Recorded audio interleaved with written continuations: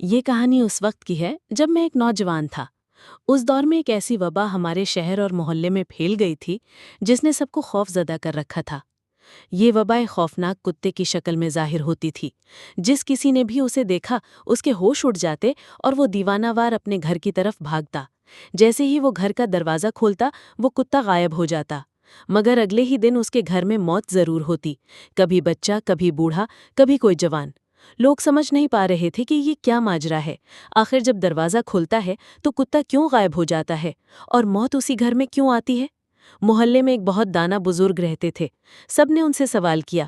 انہوں نے گہری سانس لے کر کہا، بیٹا، یہ وبا تمہارا پیچھا اس لیے کرتی ہے کہ تم خود اپنے دروازے کھولو تاکہ وہ اندر آ سکے، پھر وہ کسی کو بھی اپنا نشانہ بنا لیتی ہے۔ ہمارے گھر کے سامنے ایک چھوٹا بچہ رہتا تھا، بہت پیارا۔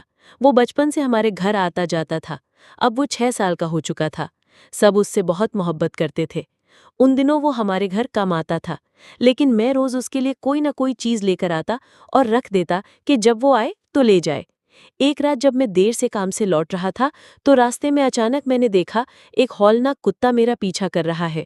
وہ اتنا بھیانک تھا کہ مجھے لگا جیسے کوئی بھاری بھرکم درندہ ہے۔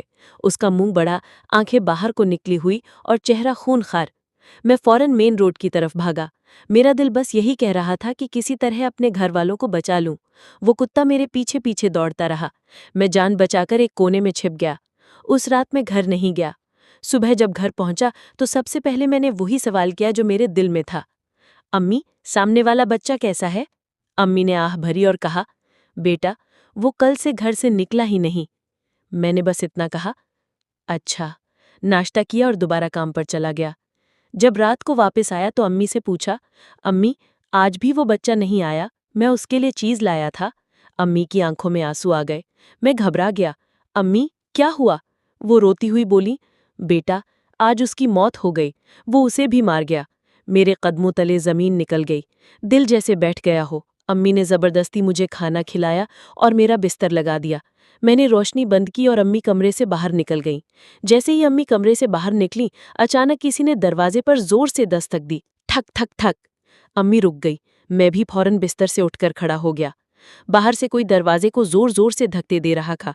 آواز میں ایک وحشت تھی، جیسے کوئی زنجیروں سے بندھا جانور چھوٹنے کی کوشش کر رہا ہو۔ بھائی بھی ہڑبڑا کر جاگ گئے۔